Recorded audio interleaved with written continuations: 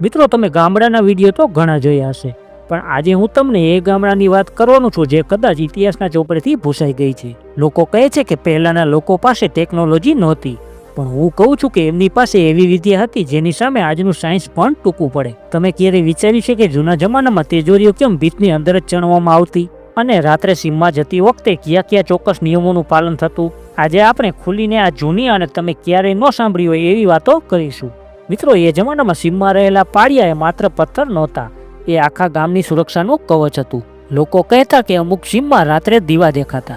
એ શું હતું? એ કોઈ અંધશ્રદ્ધા નહોતી, પણ એ પૃથ્વીના એવા પોઈન્ટ હતા જ્યાં એનર્જી વધારે હતી. આપણા વડીલો એ જાણતા હતા, એટલે ત્યાં મંદિર કે નાની દેરી બનાવતા. ત્યારે કોઈ સીસીટીવી કેમેરા નહોતા, ત્યારે ચોરને પકડવા માટે પગેરું ઓળખીને માણસના પગલાં જોઈને જ પગી કહી દેતા કે ચોર કેટલા કિલોનો છે, એની ઉંમર કેટલી છે અને એ અત્યારે કઈ દિશામાં ગયો હશે. આ ફોરેન્સિક સાયન્સ છે ભાઈ, જે આપણા રબારી, ભરવાડ અને પગી ભાઈઓના લોહીમાં હતું. અને રસોડાની વાત કરું તો લોખંડના તવા પર રોટલો બનાવતી વખતે એમાં જે લોહ તત્વ ભરતું એ આજની ગોળીઓ કરતાં 1000 ગણું પાવરફુલ હતું. ત્યારે કોઈને કેન્સર કે ડાયાબિટીસ નહોતા, કારણ કે એમનું જીવન જ એક આયુર્વેદિક ટ્રીટમેન્ટ હતું. મિત્રો, અત્યારે આપણે 1 રૂપિયાના વ્યવહાર માટે પણ 100 રૂપિયાના સ્ટેમ્પ પેપર જોઈએ છે, તો પણ માણસ ફરી જાય છે. પણ ત્યારે માણસની જીભ એ જ એમનો દસ્તાવેજ હતો. દાદા પરદાદાના જમાનામાં કોઈની પાઘડી ગીરો મૂકીને જ લાખો રૂપિયાનો વહીવટ થઈ જતો. પાઘડીની આબરૂ એટલે ગામની આબરૂ. જો કોઈ માણસ બોલેલું પાડે નહીં તો આખું ગામ એમની સાથે સંબંધ તોડી નાખતું. એ સામાજિક બહિષ્કારનો ડર જ એવો હતો કે માણસ ખોટું કરતા 1000 વખત વિચારતો. આજે આપણી પાસે કાયદા છે પણ નીતિ નથી. ત્યારે નીતિ હતી એટલે કાયદાની જરૂર નહોતી. ત્યારે ખેતી માત્ર પેટ ભરવા માટે નહીં પણ પ્રકૃતિની સેવા માટે થતી. યાદ કરો એ ખરાની સિઝન, જ્યારે અનાજના ઢગલા થતા. ત્યારે પહેલો ભાગ પક્ષીઓ માટે, બીજો ભાગ ગાયો માટે અને ત્રીજો ભાગ ગામના ગરીબ લોકો માટે નીકળતો. પછી જે વધતું એ ખેડૂત પોતાના ઘરે લાવતો. ખેતરના શેઢે ઉભેલા ખીજડા અને બાવર પણ કાપવાની મનાઈ હતી, કારણ કે એ પક્ષીઓના ઘર હતા. જીવો અને જીવાદોનું સાચું વિજ્ઞાન તો આપણા ખેડૂતોના લોહીમાં હતું, જે આજે આપણે ઇકોલોજીના ક્લાસમાં ભણીએ છીએ. આજે આપણે 2 ને 2 4 ગણવા માટે પણ મોબાઈલ કાઢવો પડે છે. પણ ત્યારે ગામના વણિકો કે વડીલો આંક અને પલાખાના એવા માસ્ટર હતા કે મણ અને શેરના હિસાબ તો સેકન્ડમાં મોઢે જ કરી દેતા. સવાયા, દોઢા અને અઢિયાના એ પાડા જે સાંભળીને આજની પેઢીના માથા ફરી જાય. એ ગણિત માત્ર પૈસાનું નહીં પણ જીવનનું હતું. અનાજની માપણી માટે વપરાતા માપલા અને પાલી, એમાં ક્યાંય છેતરપિંડી નહોતી. તોલ માપમાં પણ એક પવિત્રતા હતી કે ક્યારેય કોઈનું આરામનું ખાવું નહીં. ત્યારે મોટા ભાગે ધૂળિયા રસ્તા જ હતા. એ ગાડાવાટમાં જે આનંદ મળતો ને એ આજે હાઈવે ઉપર પણ નથી મળતો. બળદગાડાના પૈડાનો ચૂચું અવાજ અને ખંભે પછેડી નાખીને હાલતો ખેડૂત એ રસ્તા પર ક્યાંય ટ્રાફિક જામ નહોતો, પણ સામે મળનાર દરેક માણસ સાથે 2 મિનિટ ઊભા રહીને ખબર અંતર પૂછવાના સંસ્કાર ખૂબ જ જોવા મળતા. ત્યારે માણસ મોક્ષ ગોતવા નીકળતો. આજે માણસ માત્ર લોકેશન ગોતે છે.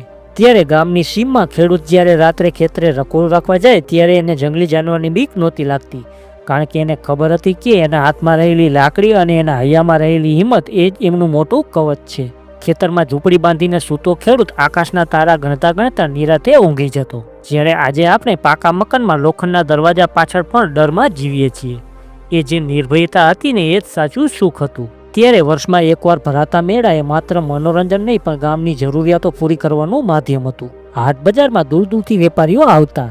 ત્યાં જે વસ્તુ મળતી એ 12 માસ ચાલતી. મેળામાં જઈને છોકરાઓ માટે લાકડાના રમકડા લેવા અને સ્ત્રીઓ માટે શણગારની વસ્તુઓ. એ મેળામાં જે લોકસંગીત, જે ભજન અને જે આનંદ હતો એ આજના ડિજિટલ દુનિયામાં ક્યાંય નથી. લુહારની કોરમાં જ્યારે ધવણ ફૂંકાતી અને લાલ ચોળ લોખંડ પર ઘરના ઘા પડતા, ત્યારે ખેતીના જે ઓજારો બનતા એ પેઢીઓ સુધી ચાલતા. કોષ, હળ, સરાણ આ બધું બનાવવામાં જે એન્જિનિયરિંગ હતું એ અદ્ભુત હતું. લાકડાની પસંદગીથી માંડીને લોખંડની મજબૂતી સુધીનું જ્ઞાન. ત્યારે કોઈ પણ વસ્તુ યુઝ એન્ડ થ્રો નહોતી, પણ વાપરો અને સાચવોના સંસ્કાર હતા. તમે ક્યારેય વિચાર્યું છે કે ગામડામાં કૂતરાઓનો કેટલો મોભો હતો? ગામના પાદરે બેઠેલા કૂતરા એ ગામના જીવતા જાગતા સીસીટીવી હતા. કોઈ અજાણ્યો માણસ રાત્રે ગામમાં પ્રવેશે એટલે આખું ગામ જાગી જતું.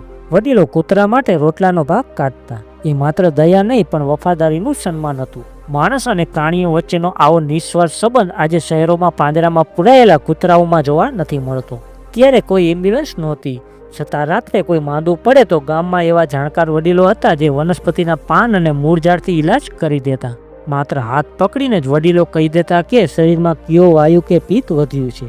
હાડકું ખસી ગયું હોય તો હાર્ડવેર એને એવી રીતે બેસાડતા કે આજના ઓર્થોપેડિક ડોક્ટર પણ વિચારમાં પડી જાય. એ જ્ઞાન કોઈ યુનિવર્સિટીનું નહીં પણ પેઢી દર પેઢી ઉતરી આવેલું અનુભવનું ભાથું હતું. મિત્રો, આપણે આજે પર્યાવરણની વાતો કરીએ છીએ, પણ ત્યારે ગામના લોકોએ પશુ પક્ષીઓ માટે ખૂબ જ સુંદર અવેડા અને ચબૂતરા બનાવ્યા હતા, જેમાં કાળઝાળ ઉનાળામાં પણ કોઈ પક્ષી તરસ્યું ન મરે. દરેક સીમમાં એક ચોક્કસ જગ્યાએ પાણીનું પરબ રહેતું. વટેમાર્ગો માટે પાણીની વ્યવસ્થા કરવી એ ગામડાના લોકો પોતાનો ધર્મ માનતા. ખેતરમાં જ્યારે અનાજ પાકે ત્યારે આખું લણવાને બદલે થોડો ભાગ પક્ષીઓ માટે રાખી દેતા. આજે પશુ પક્ષીઓ માટે પ્રેમભાવ હતો એ જ ત્યારે પ્રકૃતિને બેલેન્સમાં રાખતું. વિચારો, પહેલાના જમાનામાં જ્યારે કોઈ મહેમાન આવતા ત્યારે એને પાણી આપવાની પણ એક રીત હતી. કયો લોટો કઈ બાજુથી પકડવો અને પાણી કેવી રીતે આપવું એમાં પણ આખું સામાજિક મેનેજમેન્ટ હતું. અને ત્યારે લગ્ન વખતે આપવામાં આવતો કરિયાવર એ માત્ર વસ્તુ નહીં પણ દીકરીને બીજાના ઘરે કેવી રીતે સેટ થવું એની પૂરી તૈયારી હતી. ત્યારે કોઈ કાઉન્સેલિંગ સેન્ટર નહોતા, પણ ઘરના દાદી જ આખા ખાનદાનને એક તાતણે બાંધી રાખતા. તમે ક્યારેય વિચાર્યું છે કે જૂના જમાનામાં લોખંડને કાટ કેમ ન લાગતો કે લાકડામાં ઉધઈ કેમ ન પડતી? એની પાછળ દેશી ટ્રીટમેન્ટ હતું. એ લોકો તેલ અને મીણના એવા મિશ્રણ બનાવતા કે જે લાકડાને 100 વર્ષ સુધી અડીખમ રાખતું. જૂની તલવારની ધાર કાઢવાની રીત હોય કે ઘોડાની નાળ બેસાડવાની કળા, આ બધું પ્રેક્ટિકલ સાયન્સ હતું. ત્યારે કોઈ યુનિવર્સિટી નહોતી, પણ બાપદાદા પાસેથી મળતો આ વારસો સૌથી મોટી ડિગ્રી હતી. આજે આપણે એ કળા ગુમાવીને ચાઇનીઝ રમકડા પાછળ દોડીએ છીએ.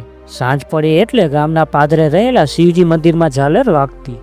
એ અવાજ સાંભળીને ખેતરે ગયેલા ખેડૂત હોય કે સીમમાં ગયેલા પશુ, બધાના પગ ગામ તરફ પાછા વળતા. રાત્રે વારું કર્યા પછી રામજી મંદિરે ભજન મંડળી જામતી. કાશી જોડા અને મંજીરાના તાલે જ્યારે કબીર કે નરસિંહના પદ ગવાતા ત્યારે આખા દિવસનો થાક ઉતરી જતો. એ ભજન માત્ર મનોરંજન નહીં પણ માનસિક શાંતિની જડીબુટી હતી. આજે આપણે મ્યુઝિક સિસ્ટમ વગાડીએ છીએ, પણ એમાં એ પહેલા જેવી શાંતિ નથી મળતી. અત્યારે આપણને ફ્રીજમાં રાખેલું એક દિવસનું શાક પણ નથી ભાવતું, પણ ત્યારે આપણી માતાઓ પાસે એવી કળા હતી કે આખા વર્ષનું મેનેજમેન્ટ કરતી. ઉનાળામાં જ્યારે લીલા શાકભાજી ન મળે ત્યારે શિયાળામાં સૂકવેલી કાતરી, ગુંદા, કચીરીઓ અને સુકવણી કામ આવતું. અનાજને 12 માસ સાચવવા માટે બોરિક પાવડર નહીં પણ રાખ અને દિવેલનો ઉપયોગ થતો. ખાટું મીઠું અથાણું 2-2 વર્ષ સુધી ન બગડતું. આ કોઈ જાદુ નહોતું, એ તો હાથની મર્યાદા અને ચોખ્ખાઈનું સાયન્સ હતું. ત્યારે એક જ ઘરમાં 20 થી 25 સભ્યો રહેતા અને એક જ રસોડે જમતા. ત્યારે ક્યાંય પ્રાઇવસી જેવા શબ્દ નહોતા, પણ પ્રેમની છોરો ઉડતી. આજે આપણે 2 ભાઈઓ પણ એક દિવાલ પાછળ નથી રહી શકતા, પણ ત્યારે બધા લોકો એક થઈને જ રહેતા. એ સંગઠનમાં જે તાકાત હતી એના કારણે ત્યારે કોઈ ગરીબ નહોતું, કારણ કે આખું ખાનદાન એકબીજાને ઢાલ બનીને ઊભું રહેતું. મિત્રો, આપણે પ્રગતિના નામે ઘણું બધું ગુમાવ્યું છે.